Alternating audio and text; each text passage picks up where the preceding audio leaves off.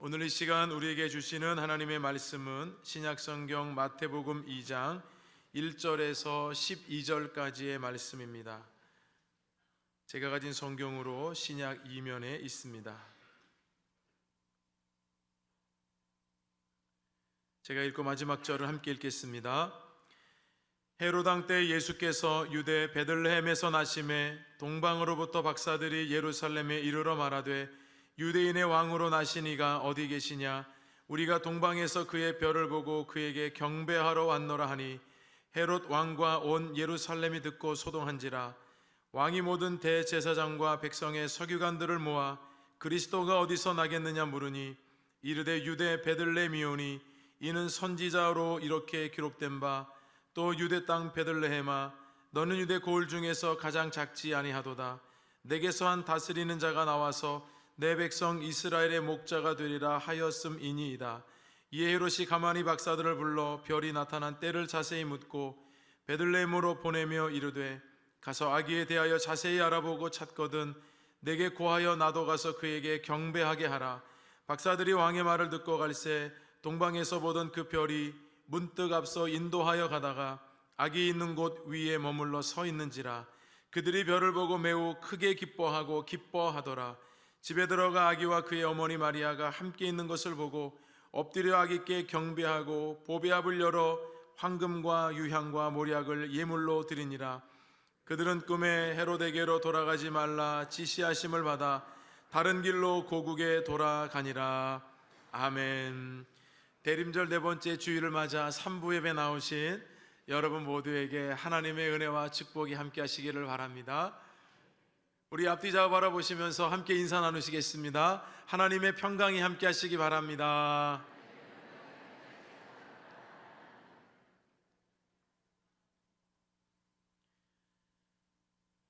버릴수록 우리를 자유롭게 하는 것이라는 책에 나오는 내용입니다.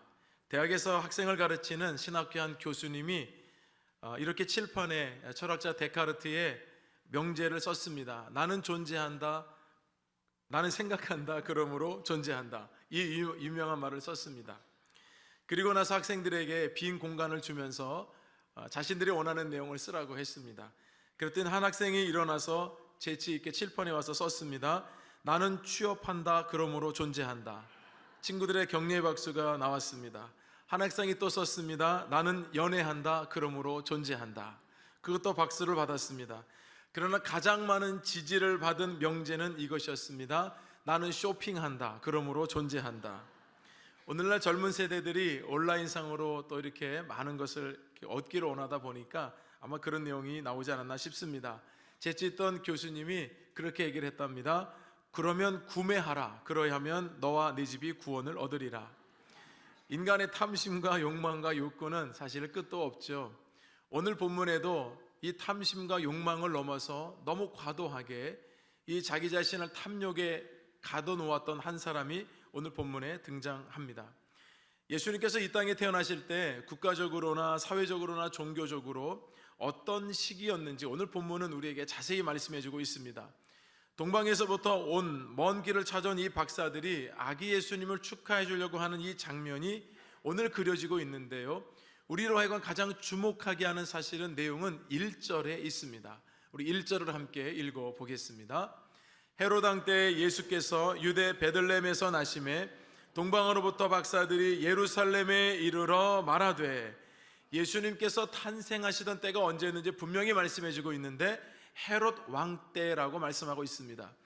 헤롯 왕, 여러분 이 헤롯이란 이름은 영웅의 아들이라는 뜻입니다. 원래 헤롯 대왕에게는 여러 명의 아들이 있었는데요, 그 중에 어떤 아들이 이 바톤을 이었는지는 모르겠지만 그 아들이 아버지의 이름을 그대로 따서 자기를 영웅의 아들 헤롯이라고 명명을 하고 나라를 다스리고 있었습니다. 그는 에돔 출신이었고 팔레스타인 지역과 인접해 있는 지역들을 통치했던 분봉 왕이었습니다. 그런데 이 헤롯 왕에게는 자신의 정체성의 한계가 뭐였냐면 유대 땅을 다스리고 있는 왕이지만 자신은 유대인이 아니었다는 겁니다. 여러분 이것이 얼마나 심각했냐면 유대인들은 정체성과 정통성을 목숨같이도 여깁니다. 그런데 헤롯은 유대인이 아니었기 때문에 언제나 핸디캡을 가지고 있었어요. 그래서 그것을 극복하기 위해서 순수 유대인 혈통의 아내를 맞이하게 됩니다. 그런데 이 사람이 정상이 아니죠. 왜냐하면 유대인들의 마음을 사기 위해서 아내를 얻었잖아요. 뿐만 아니라 유대인들의 마음을 얻기 위해서 성전도 지어줬습니다. 그래서 아내를 맞이한 그가 자기 아내와 숙부의 이 불륜을 자기 혼자 의심해서 두 사람을 처형합니다. 뿐만 아니라 아내 남동생, 조부, 모친, 심지어는 두 아들까지도 잔혹하게 죽였던 폭력적인 왕이 바로 헤롯 왕이었습니다. 마태복음 2장 16절 이하에 보면 예수님이 왕으로 탄생하셨다는 소식을 듣고 이 헤롯이 어떻게 지시합니까? 베들레헴과 주변에 있는 2살 아래의 남자아이는 다 죽이라고 해서 많은 아이들이 희생을 했습니다. 끔찍한 왕이었습니다. 이런 시기에 이런 왕이 통치하고 있던 때를 살아갔던 이스라엘 백성들의 여러분 입장을 생각해 보면 얼마나 답답하고 암담하겠습니까? 그러나 그 어둠이 짙어지고 죄악으로 신음하고 있던 바로 그때에 진정한 왕이 죄악과 어둠을 몰아내고 빛으로 탄생하셨음을 말씀해 주고 있다는 것을 기억해야 합니다. 저와 여러분도 올 한 해 보내면서 얼마나 답답하고 힘든 시간이 많았습니까? 나라를 봐도 경제를 봐도 세계를 봐도 주변국을 봐도 어느 것 하나 우리 마음을 시원하게 하는 일들이 사실 여러분 많이 있었습니까? 그러나 우리가 여러분 그런 상황에서도 기억해야 될 것은 이런 상황 가운데서 우리가 영적인 눈을 뜨고 다시 바라보면 세상의 다스림이 전부가 아니라 하나님께서 여전히 이 땅을 다스리고 계시고 그 일을 위해서 예수 그리스도를 이 땅에 보내주셨다는 것을 잊어서는 안 된다는 거예요. 여러분, 하나님의 말씀이 언제 꿀송이보다 더 달고 그리고 언제 더 선명하게 들리던가요? 아무런 내 삶에 문제가 없고 순탄하고 평탄할 때가 아닙니다. 대부분 하나님의 말씀이 정말 꿀송이처럼 달고 하나님의 말씀이 선명하게 들릴 때는 내가 뭔가 어려움을 겪고 있을 때예요. 자녀가 문제를 일으키고 자녀가 내 마음대로 잘 안 되고 자녀의 앞길이 잘 열리지 않고 사업을 했는데 사업이 잘 안 되고 어렵고 힘들고 건강에 이상이 생기고 낙심된 일을 만나서 하나님께 예배드려 나올 때요, 그 마음으로 나올 때 하나님의 음성이 잘 들려요. 하나님의 말씀이 정말 꿀송이보다 더 달게 느껴져요. 그래서 여러분, 우리가 만나는 상황에 대해서 너무 원망하시면 안 돼요. 예수님께서도 죄악의 어둠이 가장 깊은 최악의 상황에서 빛으로 오셨다는 것을 기억하셔야 합니다. 헤롯 왕이 이처럼 여러분 유대 땅을 다스리고 있었고 그리고 로마가 통치하고 있었던 시대였어요. 너무나도 암울하고 어두운 시대였습니다. 그때 빛으로 예수님이 오신 거예요. 그래서 예수님이 진정한 위로자가 되시며 진정한 소망이 되시는 것입니다. 평탄하고 순탄한 때, 아무런 문제가 없을 때 예수님이 얼마든지 오실 수 있지 않겠습니까?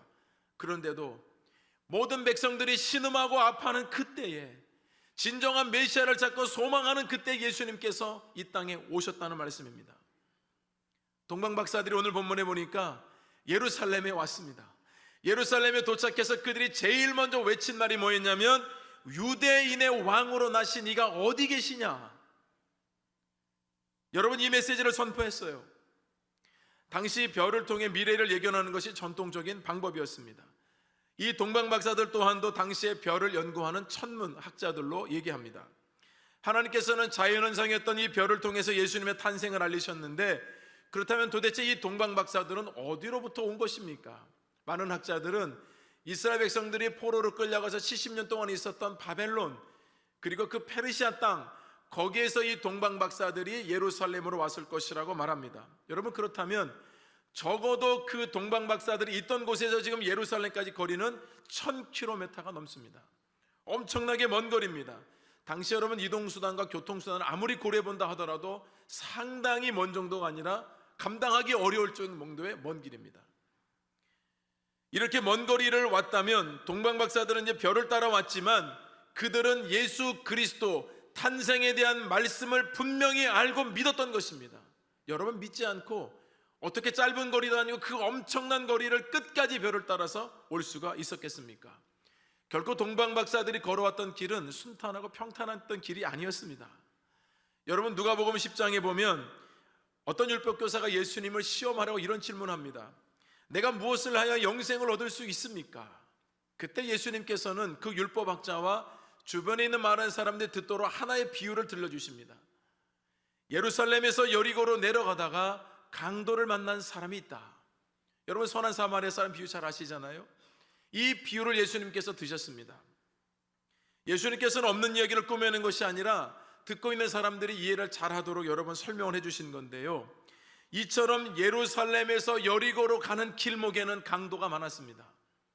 대낮에도 밤에도 지나가는 사람들 숨어 있다가 물건만 가지고 가면, 뭔가 가지고 가면 다 그 사람들 강도처럼 나타나서 때리고 거의 거반 죽게 했지 않습니까, 여러분? 그러면서 많은 사람들 물건을 탈취했습니다. 그런 강도가 득실거렸던 곳이 바로 예루살렘과 여리고 사이였습니다. 동방박사들이 여러분 예루살렘까지 왔습니다. 아마도 여러분 동방박사들 힘들고 어려웠을 겁니다. 왜냐하면 그들이 지금 빈손으로 오고 있는 게 아닙니다. 그들은 아기 예수님께 이 탄생을 축하하기 위해서 준비하고 있는 최고의 예물까지 가지고 왔습니다. 그러니까 여러분, 그들이 왔던 거리도 짧지 않을 뿐더러 그들이 가지고 있는 이 예물을 지키기 위해서 얼마나 애를 썼겠느냐고요. 만약에 오다가 강도를 만나서 그 예물을 다 뺏겨버리면 아무리 별을 따라가더라도 소용없는 거 아닙니까? 그 예물을 정성껏 준비하여 초조하고 긴장된 마음으로 그 먼 거리를 그들이 찾아온 것입니다. 하나님의 도우심으로 1000km가 넘는 동안에 그들은 경로를 잃어버리거나 또는 주변에 어떤 해를 받거나 별이 사라지지 않았습니다. 천천히 별이 인도하는 대로 그대로 따라서 이 동방박사들은 예루살렘까지 올 수가 있었던 겁니다. 여러분, 우리 삼부예배도 마찬가지인데요, 동방박사 같은 분들이 있어요. 예배를 드리기 위해서 우리 교우들 가운데는 멀리 떨어져 지내는 분들도 있습니다. 근데 주일날 예배를 드리기 위해서 1부, 2부, 3부 예배를 드리기 위해서요, 그 먼 거리 1시간 반, 2시간 되는 거리를 지하철을 여러 번 갈아타고 버스를 갈아타고 걸어서 오는 분들이 있어요. 그만큼 여러분 사모하는 마음을 가지고 성전에 올라와서 하나님께 예배드리는 그 기쁨과 감격을 가지고요, 그리고 한 주간 살아갈 힘을 가지고 여러분 가는 거 아니겠느냐고요. 제가 오히려 죄송할 때가 있어요. 오늘 1부 때도 연로하신 권사님 오셨는데 그 연로하신 연세에 지하철 갈아타고 여러분 성전에 이렇게 오셨다고 하니까 얼마나 마음이 뭉클한지 모르겠어요. 그러니까 여러분 편안하게 오셨다면 정말 하나님께 감사하셔야 돼요. 그리고 멀리서 여러분 오셔서 이 삼부 예배 드리신 분들이 있다면 하나님의 위로와 은혜가 여러분들에게 함께 하시기를 바랍니다. 동방박사들은 확신할 수 있었습니다. 중요한 것은 예언의 말씀을 따라 그들에게 이 예언의 말씀에 지식이 있었기 때문에 예수님의 탄생을 알 수 있었습니다. 그 별을 보면서 분명히 알게 되었습니다. 이것은 예수님의 탄생의 소식이다. 그 지식이 없었다고 한다면 아무리 별을 연구하는 학자들이 하더라도 그냥 이상한 별 정도로 봤겠죠. 그러나 그것을 말씀으로 연결을 했어요. 이것이 동방박사들이 가지고 있는 믿음이었습니다. 여러분, 우리가 잘 알고 있는 시편 119편 105절 말씀을 함께 읽어볼까요? 주의 말씀은 내 발의 등이요 내 길의 빛이니이다. 우리도 언제나 말씀의 영향력 아래에 살아가야 돼요. 여러분, 지난 한 주간 지내시면서 말씀의 영향력 아래 여러분 정말 사셨습니까? 혹이라도 여러분 삶 속에 말씀이 없었음에도 불구하고 삶에서 아무런 문제가 없었다면 진짜 긴장하셔야 돼요. 그건 거짓 평안입니다. 우리는 하나님의 말씀으로부터 은혜를 받습니다. 말씀은 하나님이 주시는 거예요. 그래서 하나님의 말씀을 통해 도전도 받고요, 은혜도 받고요, 찾아갈 길도 거기서 발견하게 되고요. 하나님의 말씀이 내 안에 머물러야 그게 진정한 평안이에요. 주의 말씀이 내 삶의 모든 영역에서 발의 등이요 길의 빛이어야 합니다. 여러분, 이렇게 느닷없이 동방박사들이 지금 찾아왔는데요, 유대인의 왕으로 나신 이가 어디 있느냐, 여러분 이 말이 굉장히 중요해요. 왜냐하면 지금 예루살렘에서는 지금 난리가 났습니다. 지금 동방박사들은 다윗의 자손으로 표현하지 않고 유대인의 왕으로 표현하는 것은 그들이 이방인이었기 때문이에요. 누가 제일 충격을 받았을까요? 유대인의 왕으로 나신 이가 어디 계시냐라고 여러분 묻고 다닐 때, 이 소식을 들었을 때 누가 가장 큰 충격을 받았을까요? 당연히 헤롯 왕입니다. 지금 유대를 다스리고 있는 왕은 자기 자신인데 갑자기 느닷없이 외부에서 사람들이 오더니 유대인으로 왕으로 나신 이가 뭡니까? 이미 탄생하셨다는 거예요. 그분이 어디 계시냐고 얘기하니 헤롯 왕이 얼마나 당황했겠습니까? 화가 부글부글 끓었을 겁니다. 여러분 2절의 말씀을 함께 보도록 할까요? 우리 3절에 있는 말씀입니다. 헤롯 왕과 온 예루살렘이 듣고 소동한지라. 이 소동한지라고 하는 뜻은 떠들썩하게 하다, 뒤흔들다, 불안하게 하다는 뜻이 있습니다. 아니, 예수님이 탄생하셨다고 한다면 예언의 말씀대로 탄생하신 것인데 기쁨의 소식이 하나도 없고요, 기뻐하는 사람이 없고 오히려 소동이 일어났다는 얘기는 난리가 났다, 소동이 일어났다, 뒤흔들다, 불안하겠다는 것입니다. 왜냐하면 헤롯 또한도 이 일을 듣고 분명히 자기는 원래부터 정통 유대인이 아니기 때문에 다윗의 자손으로 오시는 그 메시아가 왕으로 온다는 사실에 민감할 수밖에 없었고요, 특히 이스라엘 백성들 같은 경우는 이 변덕스러운 이 헤롯의 마음을 알기 때문에 헤롯이 도대체 이 이야기를 듣고 무슨 일을 꾸미게 될지, 무슨 일을 벌이게 될지 백성들이 두려워했다는 것을 소동한지라 이렇게 표현하고 있는 것 같아요. 헤롯이 여러분 이 얘기를 듣고 즉각적인 반응을 보입니다. 4절에 있는 말씀을 함께 보겠습니다. 왕이 모든 대제사장과 백성의 서기관들을 모아 그리스도가 어디서 나겠느냐 물으니, 이미 예수님은 탄생하셨는데요, 여러분 말씀 보시는 대로 헤롯 왕과 대제사장과 서기관들은 예수님의 탄생을 알지 못했습니다. 예언의 말씀을 기다리지도 않았고 사모하지도 않았고 준비하지도 않았다는 것을 여실히 보여주는 장면 아닙니까? 예수님께서 어디에 태어나시도록 예언되어 있습니까? 베들레헴이었습니다. 왜냐하면 예수님께서는 구약의 예언한 말씀대로 다윗의 가문에서 탄생하게 되셨고, 그리고 바로 다윗의 고향이 베들레헴이었기 때문에 예수님은 당연히 베들레헴에서 탄생하시도록 예언이 되어 있었습니다. 그래서 이 헤롯이 대제사장과 서기관들을 불러서 그리스도가 어디서 날 것이냐라고 물었을 때 그 대제사장과 서기관들은 구약에 있는 미가서 5장 2절의 말씀을 들려줬습니다. 함께 읽어보겠습니다. 베들레헴 에브라다야, 너는 유다 족속 중에 작을지라도 이스라엘을 다스릴 자가 내게로 나올 것이라. 그의 근본은 상고에 영원에 있느니라. 여러분, 두 부류가 너무나도 대조적이지 않습니까? 이 동방박사들과 성전 안에 있는 이 헤롯 왕과 이 종교 지도자들이요, 동방박사들은 별을 따라서 예루살렘까지 찾아왔습니다. 왕의 탄생을 그는 확신했기 때문입니다. 그러나 헤롯과 종교 지도자들은 예루살렘 성전 안에 있었지만 전혀 사실을 알지 못했다는 것이 진짜 이해가 되지 않습니다. 불과 여러분 예루살렘에서 베들레헴까지는 약 10km 정도밖에 되지 않습니다.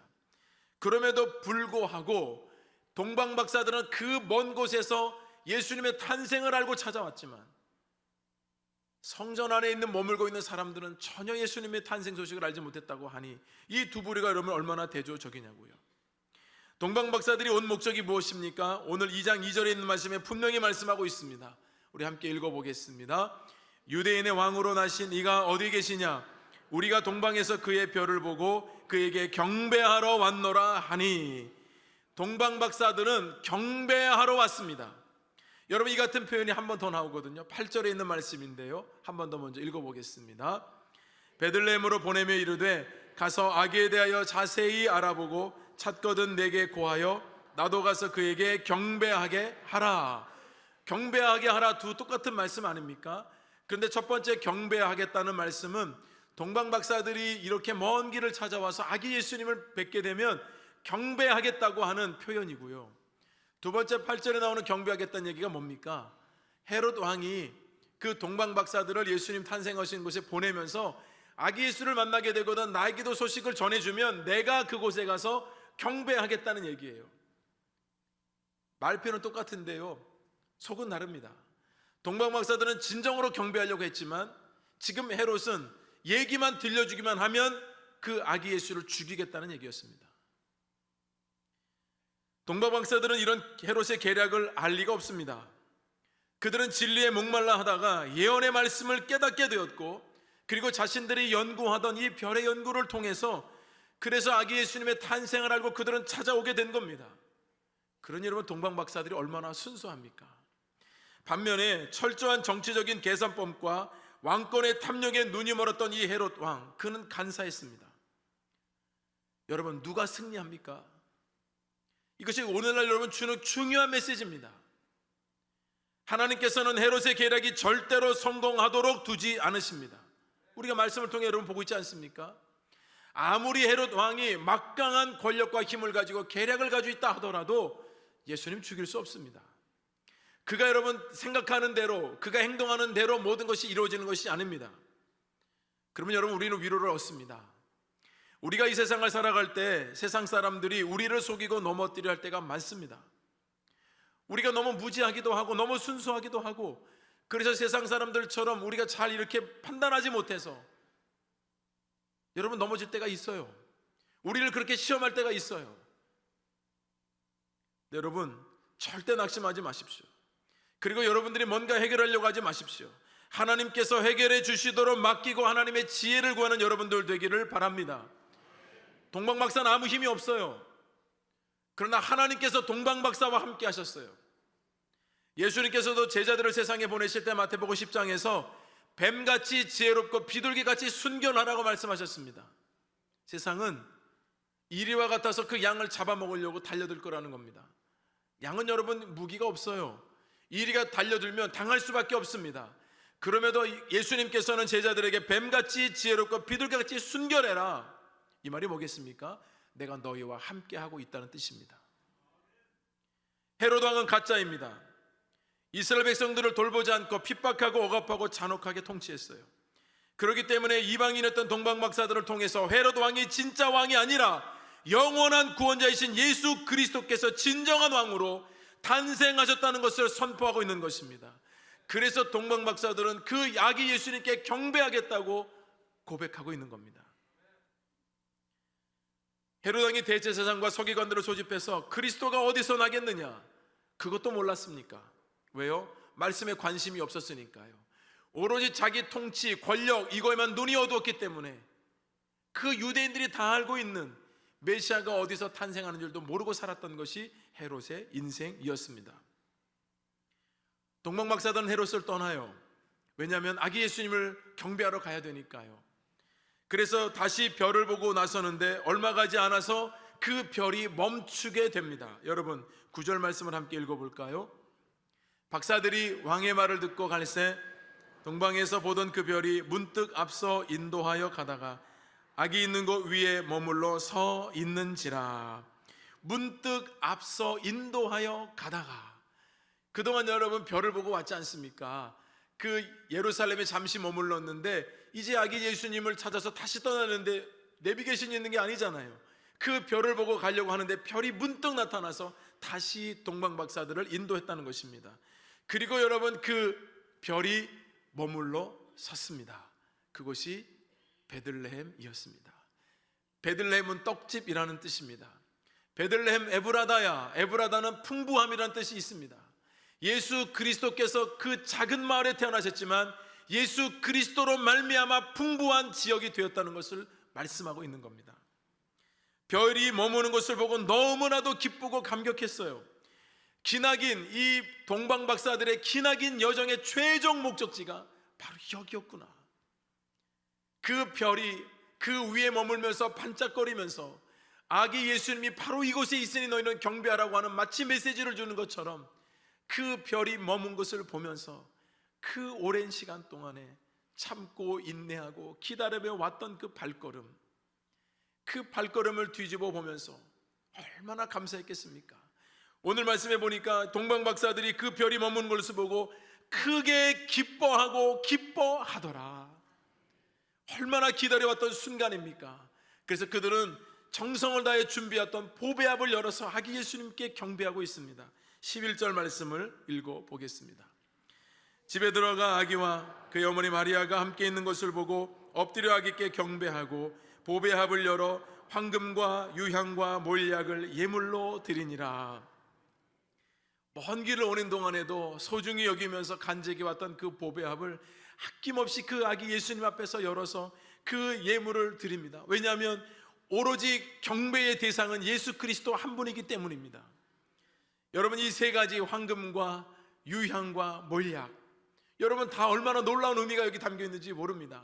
왜 황금을 드렸을까요? 이 세 가지 예물은 다 물론 바벨론과 페르시아에서 구하기도 어려운 아주 귀중한 예물이어서 준비해서 왔지만 황금을 드렸던 이유는 바로 황금이 왕권을 상징하기 때문입니다.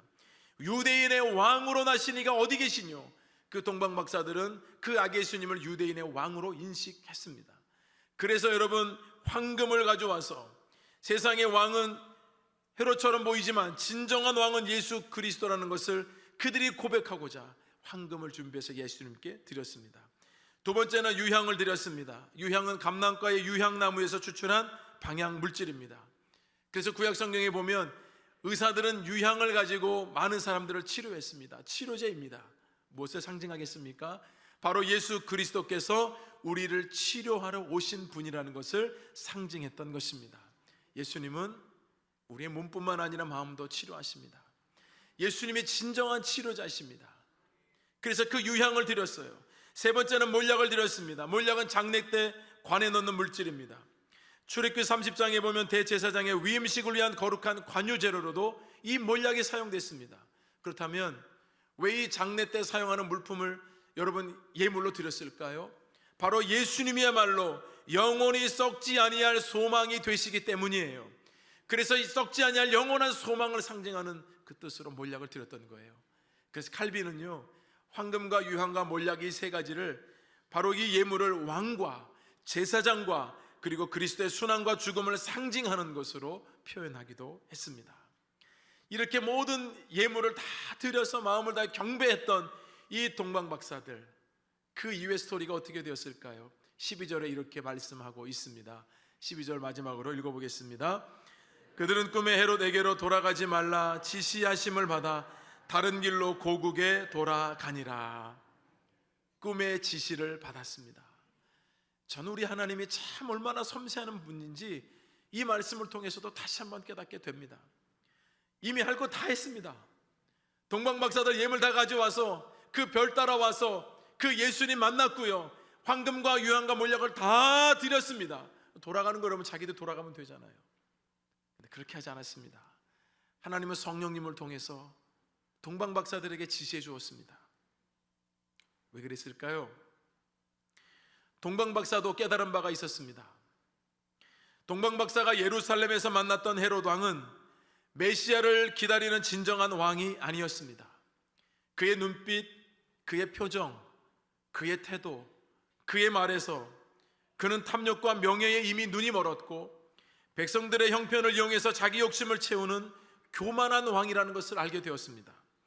그 곁에 있던 종교 지도자들은 예수님의 탄생의 소식을 알지도 못한 채 그와 결탁해서 자리를 보장받고 성전에서 자기 배를 채우고 아부하면서 그 높은 지위를 차지하는 사람들로만 보였습니다. 그러나 작은 동네 그 베들레헴에 갔던 이 동방박사들은 그 아기 예수님, 어머니 품에 안겨있는 그 아기 예수님, 그 아기 예수님을 보면서 하나님의 광채를 보았습니다. 그분은 성경에 예언한 대로 만왕의 왕이요 평화의 왕이요 온 인류의 구원자로 오신 메시아였습니다. 그 아기 예수님의 모습 속에서 성령의 임재를 느끼고 하나님의 크고 놀랍고 위대한 사랑을 그 아기 예수님을 통해서 동방박사들이 경험했던 것입니다. 그래서 동방박사들은 헤롯이 뭐라고 얘기했습니까? 아기 예수님을 찾게 되거든 나에게도 얘기해달라, 내가 경배하겠다고 얘기를 했지만 동방박사들이 만약에 헤롯에게로 다시 예루살렘을 갔다면 헤롯은 끔찍하게 그들을 죽였을지도 모릅니다. 성령님께서는 친밀하게 그 먼 길을 찾아왔던 동방박사들, 왔던 길로 가지 말고 다른 길로 고국에 돌아가라고 말씀해 주셨습니다. 사랑하는 우리 목민의 성도 여러분, 우리는 4주간 동안 예수님의 탄생을 기다리는 대림절기를 보냈습니다. 이제 진정한 왕으로 오실 우리 주님 성탄을 며칠 앞두고 있습니다. 매년 다가오는 성탄일지라도 우리가 어떤 마음으로 준비하고 기다리냐에 따라서 이 성탄절의 의미가 달라질 것입니다. 나라를 봐도, 한국교회를 봐도, 세계를 봐도, 어느 곳을 봐도 진정한 희망이요 소망이라고, 그것이 희망이요 그것이 기쁨이라고 얘기할 수 있는 일이 무엇이 있겠습니까? 진정한 소망과 진정한 위로는 오직 한 분 예수 그리스도이십니다. 온 인류의 소망은 우리 주님 한 분이십니다. 그 주님으로 말미암아 온 인류는 평안하게 될 것입니다. 평화의 왕으로 오시는 그 주님을 영접할 때 진정한 위로와 소망을 얻게 될 것입니다.